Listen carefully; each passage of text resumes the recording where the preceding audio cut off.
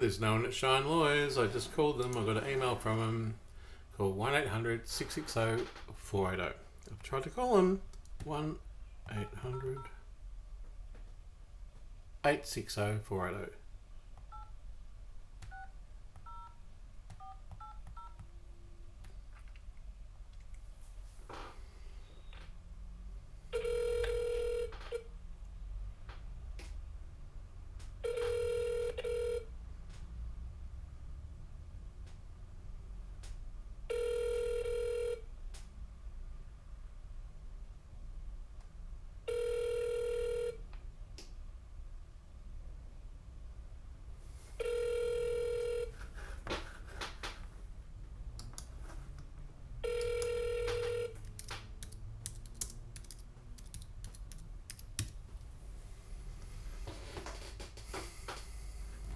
And there's no one there.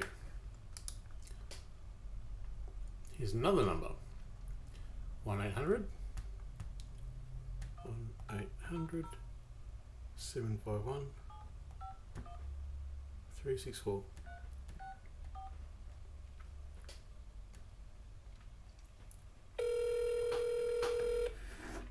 Thank you for calling Shine Lawyers. If you have been injured or treated unfairly, you've come to the right place. Just to let you know, your call may be recorded. Please advise us if you do not wish to have this call recorded.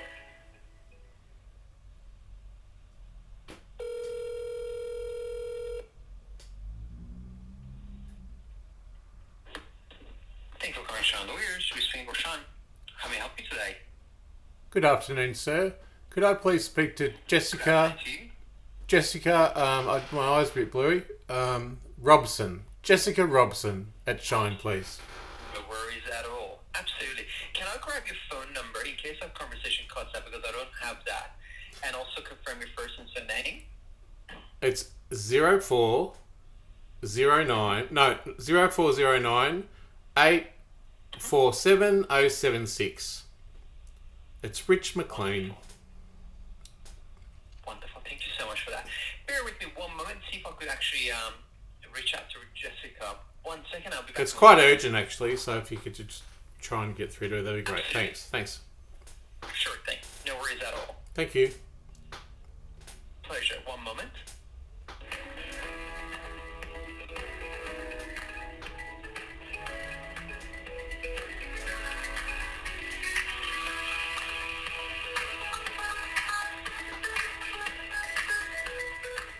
Thank you for holding. Please stay on the line. We'll be with you shortly.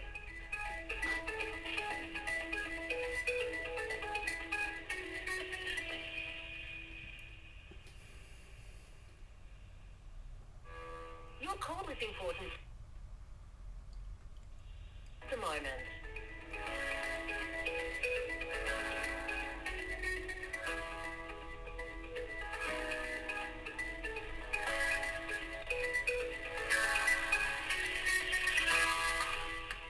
Thank you for holding. Please stay on the line. We'll be with you shortly.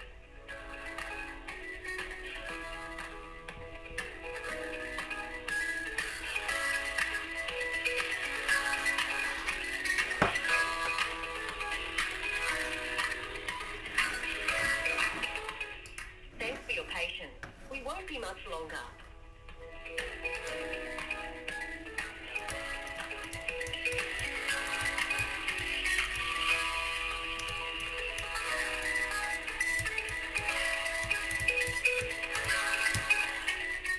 We appreciate your call and we'll be back to assist as soon as possible.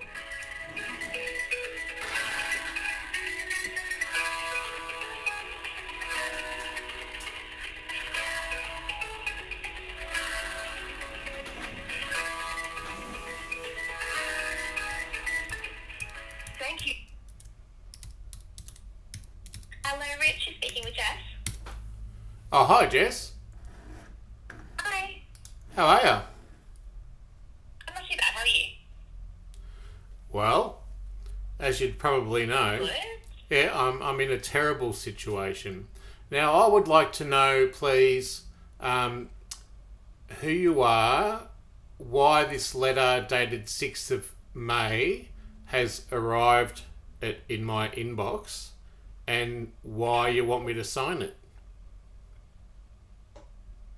Did you create an inquiry with Shine Lawyers? I don't remember. But if you've written to me, Okay. it's you would say that I have. Yeah. That would be the only way we'd be able to get your contact details, is if you've made some sort of inquiry either by calling or by going onto our website.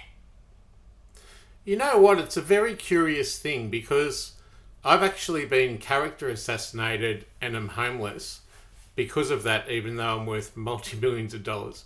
But I recently had a dispute with a very old case. It was a TPD payment that was paid in 2008. And I now have evidence that I have more than one unit of cover. And AIA, the insurer, got back to me and they said, no, we're just going to keep it the same. Now, basically, what I need is just someone to value and crunch the maths of the money that I paid for insurance and super out of the spreadsheet of the paycheck across the time at Melbourne Health, and that will provide a very easy answer about how many units I actually paid for. What has happened is that I was framed by a very powerful lawyer, Mr. Ball of Ball and Partners, and he's catastrophically framed me with all lawyers. So I've actually come to Shine Lawyers quite a few times, and you haven't helped me. And I'm just wondering, because I don't trust anyone, of course, why, do you even know why you're contacting me? Like, It wasn't me personally that was contacting you. well, it actually hasn't got a name on it. It just says yours faithfully, Shine Lawyers, but it's got the legal practice manager of you, and it's got your reference. Yeah, that's just because I am a practice leader within this department, so a lot of the correspondence that goes out to clients will have my details on the letterhead. All right. Well, in the past, I reckon 5 months, I can't recall ever going to Shine Lawyers and asking about this. But seeing as I've just got an email in the last couple of days rejecting the extra $83,000 plus another $83,000 plus compound interest from 2008 till now, which is probably around nearly $400,000. It seems weird that I'm randomly contacted by someone asking for my signature and my evidence. Yeah, no, so we would have sent something out to you if we received an inquiry. So by the looks of things, an inquiry was created on the 10th of the 4th by someone in our contact centre. So it's possible that maybe you reached out to Shine Lawyers early April. If not, that's totally fine. I'm happy to close your inquiry for you. No, I'm happy to have it open. I'm just paranoid that you're trying to trick me into something, you know? I mean, I do have actually a mental illness and a brain injury, and I've been so character assassinated that they've attacked me via proxy in the money. And so I don't have enough food, medication, you know, that kind of thing. So they're absolutely trying to kill me. And they already have. Like, I actually suicided, and it was a success. But I was found accidentally and then lived.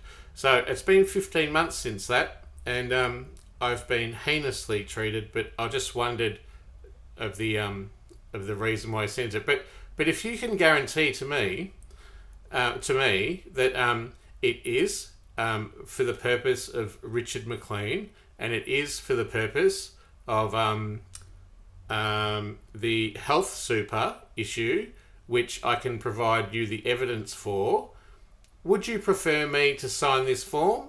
Or would you prefer me just to send all the evidence directly to you? So, obviously, this is the first time I'm seeing or hearing about this personally, but there must have been some sort of contact made with Shine Lawyers for us to be able to create an inquiry. So I don't know what your inquiry is in relation to. You would need to tell us what your inquiry is in relation to. I just did. I just did. Yeah. But if you're wanting assistance with what you have referred to, we would need to see proof that you had more insurance entitlements than what you had been paid. So we'd need a statement from the year that you had to cease work because of injury or illness, and on your statement it'll outline what TPD insurance you were entitled to at that time. If you can provide us with that and then a copy of what you actually got paid from your fund, then we'll look at both those two things. We'll let you know if there's any prospects in order to appeal the decision. It seems like you've got advanced knowledge of this. You're very knowledgeable about it, and you already seem to have found a way in which I won't be successful, because it was 2008. I have moved quite a few times, and I don't have kind of records of that information. But I do have some, and I can send them to you. And I also have the simple number crunching aspect of how much I got paid and how much went to the super fund. That will easily demonstrate. That doesn't necessarily make a difference in terms of how much total permanent disablement insurance you will be entitled to. It'll just be whatever you had as at your date of disablement, and that's what you're entitled to. So, look, I don't know whether I'm wasting my time, because I've just been set up to fail so many times. From the local coffee guy to the Prime Minister, the Federal Police, and NDIA Minister, and Greg Hunt himself. So I've been let down so many times, and I just can't get a leg in. Now, while I've got you on the phone, I might sign it just for shits and giggles, but I actually believe that I might be being set up to have Shine Lawyers confirm that I can't get the money. If you can provide us with proof, with evidence of the fact that you're entitled to more TPD insurance as at your date of disablement, so the date that you had to stop work, than what you were actually paid, then we'd be happy to look into it. If there is no evidence to support the fact that you were not paid what you're entitled to, then there's nothing that we can do to assist, unfortunately. So what you're asking me for is a copy of a statement from the date of disablement. Okay, can you just bear with me for 1 second? I think I've got it just here. I'll have a look. No worries. Okay, cheers. Wait on. Super. Let's have a look. I think it's a PDF. Wait, I'm a bit screwed in the head from my brain. Sorry about that. Just bear with me just 2 seconds. I'll just look for the thing. I think I've got it saved here. So what I've got is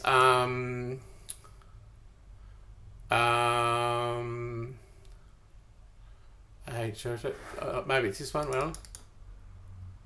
Oh, wait on. Oh, no. So, see, this is the problem. So I had that issue with AFCA as well. So it was before AFCA. Do you know AFCA? Yeah, I do, yeah. Yep, and they blackmailed me to not do any of my issues. So that's how high this conspiracy to desecrate me goes. And I talked to the Attorney General, pointing out this systemic corruption, which was in all her agencies underneath her, and she referred me to the Sane Helpline. And it's really funny because my book was Sane's Book of the Year. So that's just a little bit of a story demonstrating to you how broad this thing goes, and how devious it is, and how they will gaslight and reject me and trick me. So you've got to understand that I don't really I don't particularly trust anyone. And can I just ask one more question? Are you a super expert? I've been working in this department for 2 years. Oh, great. I just wanted to know if you're just across super, because I actually... Can I just have another question while I'm here? Sorry to take your time. Yeah, go for it. It's okay. Now, I'm an employee of the government. Oh, I used to be, before I was character assassinated. But I worked for the NDIA as a therapeutic support. Ran my own business for a couple of years, got paid by the government, all that kind of stuff, right? So, according to the National Disability Insurance Enterprise Agreement, I should have been paid super, and via that, it means I would join the PSSAP account, which is from the csc.gov.au for federal employees. So, I was just wondering, because I got an email back from the Australian Government Commonwealth Superannuation Corporation on 3rd of February, and it says they've not been able to locate me. Well, that's funny. The Prime Minister said the same thing. Anyway, they said, don't hesitate to call us, but the actual enterprise agreement for the NDIS says we must have superannuation. So because I've suffered a disability, like I've killed myself last February, and I was success, but they found me again. They revived me. Really going back, I should have had cover. And if I should have had cover by the law, I should have had a unit of cover. And now that I'm a TPD, because I'm marred in the head, you would think that I would be eligible to have that unit paid out for me, wouldn't you? So you have to have had insurance when you became disabled. So if you're wondering whether you have an account with them, the best way for you to be able to find out which super you've had and what your member numbers are is to go through the ATO Lost Super Search. Yeah, no. I understand that. But they didn't put me on the system. Like, it's their deficiency, not mine. Like, the enterprise agreement is a law to do with the NDIA, and that law says we must be paid super. And they didn't do it. So I didn't have it, but that wasn't my fault. If you weren't paid super that you were owed, then the ATO is actually the best place to go for that as well. Pardon me? If you weren't paid super that you were owed, the ATO is the best place for you to go for that. Oh, okay. But the ATO's under the portfolio of the Attorney General, Michaela Cash, and she's already rejected me losing $1 million at the Australian Human Rights Centre, and also $1 to $2 million at AFCA. And also, additionally, I'm just about to lose my work cover case at the AAT. It's going to a hearing, and despite on the NDIS website that it says an employee can be a worker, sole trader, volunteer, whatever, they're citing this legislation which I don't understand, and I have no advocate. And according to the Charter of Human Rights for People with Disability, which is law, I should have a lawyer. Can I ask you to be my lawyer so you can stand in and say, hey, Richard worked for this, it says it on the website, paying the money. And by the way, because you've delayed it all this time, you actually have killed the guy out of systemic oppression. Yeah, I'm so sorry to hear about what's happened to you, Richard. Unfortunately, I wouldn't be able to do that, though. What we do at Shine in terms of the superannuation claims is help people to claim on their total permanent disablement insurance and any other insurance they're entitled to as at their date of disablement. So that's a little bit outside of my scope, unfortunately. Oh, really? I might have one that's inside your scope. So, I went back to... I had the disablement happened in 2008, but I actually got my shit together and got some good medication, some help that I worked very hard for, and I completed a PhD, a master's degree, and ran my own business for 2 years. I was doing very well, and then I worked for the NDIS as a therapist, and my client had a sexual abuse VOCAT case. I was overseeing that and collecting his narrative for his case to be witnessed by a Justice of the Peace in support of the evidence for his case. Yeah? But at the same time, I was going through my own child sexual abuse case with VOCAT. Now, this is the funny thing. Now, I was framed, I didn't know, a long time ago. That means any government agency, no success for you. So I'd already failed 2 VOCAT cases, which I didn't understand. And then the magistrate with my case said, you were doomed to fail from the start. And I thought, well, that's colourful language from a sexual abuse survivor. But I'd also been framed as an extortionist. This is going back another couple of years.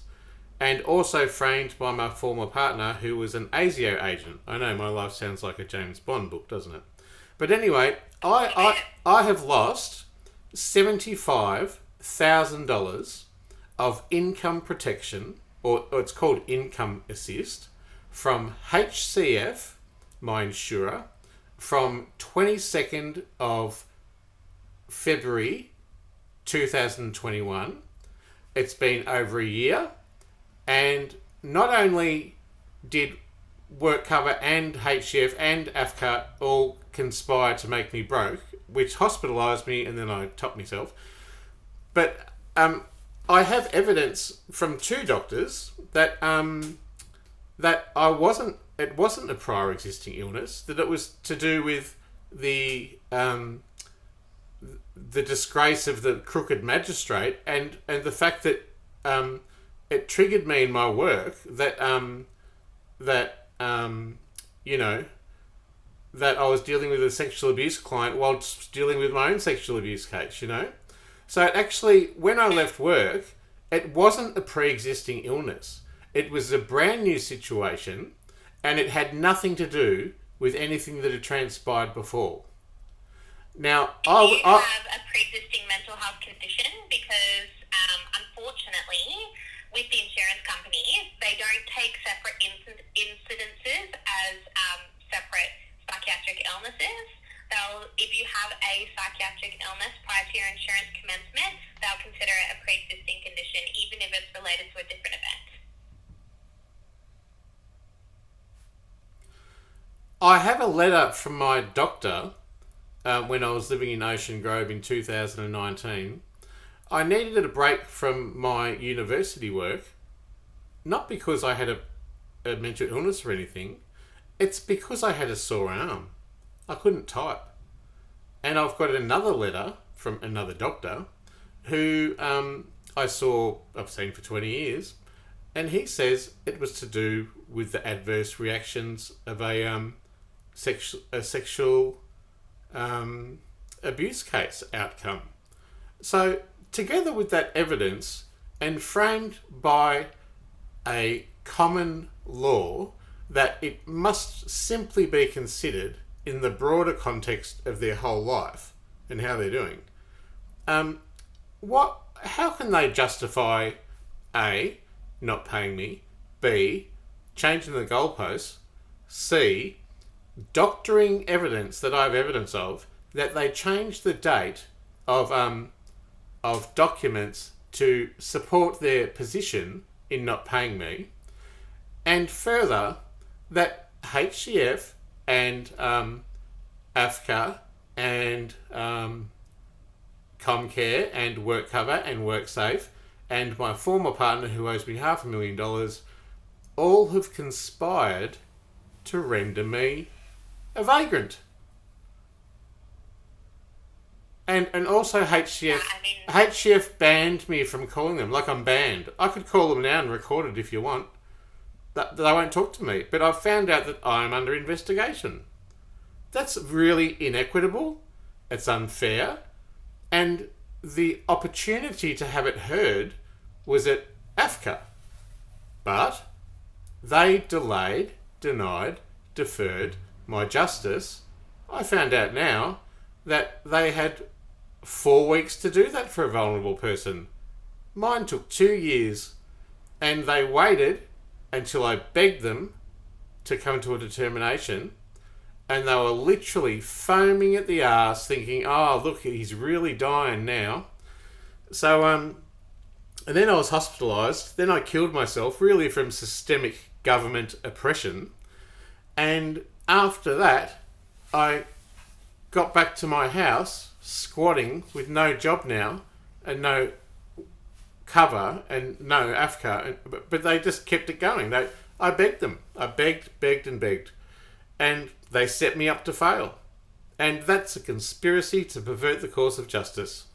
And I've proven it on the website called killhim.info. I welcome you to go and have a look.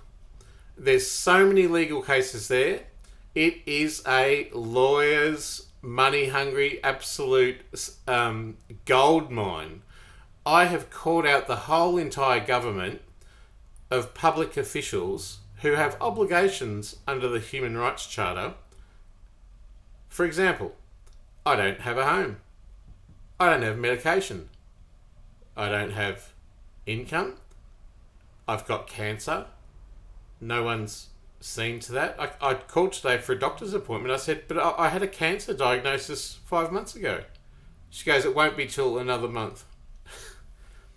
See, this is what character assassination does to you. Sorry, Richard. Sorry to interrupt you. I'm just trying to get down to what I specifically can assist with. Yeah, but you are shine lawyers, and you stand up for what's right, you know, and that's what it says on your website. If you've been hurt or wronged, and like I've got the evidence. Well, I've got the evidence that it was a fatal injury. We do only work within specific types of the law. We don't just take on any. All I'm getting from the world is being disappointed, and when I get an email that's sent randomly from shine lawyers who I've literally given evidence before of that it was a fatal injury and a lethal attempt in a hospital, and now I've got a brain disorder, and further the conspiracy goes broader than that systemically to government agencies that protects murderers and pedophiles and rapists. Like, they're trying to exploit and kill me. That's why killme.info exists. And I welcome you to look at that because it has evidence on there that I suffered a fatal injury in a public hospital and the government covered it up. And now I'm fucked in the head. And if you can't find a case in that, well, I'll be a she. Yeah, I mean, obviously you've mentioned that you've contacted us on multiple occasions regarding a few different things. The only thing that I can provide any advice on is the area in which I work in, which is the disability insurance. So what I need from you in order for us to be able to determine if we can help is a copy of that statement that proves that you had more insurance at your date of disablement than what you were paid. That is the only thing I can discuss with you. That is the only thing that I can provide advice on. Unfortunately, I cannot provide advice on anything else. Yeah, I'm familiar with that. It's outside the area of our expertise, and that's beyond our remit. That's the classic statement. It's beyond our remit. Well, I'm not willing to provide advice on anything that's outside of the area in which I work in because that would not be the correct thing for me to do. So it's not correct to watch someone die, too. It's not correct to watch someone die. Like, I've got no food and I've got no food, doll. I've got no medication. I've got cancer. I've been killed. And now get a random message from you guys, but you don't even know when I called you. Isn't that a bit weird?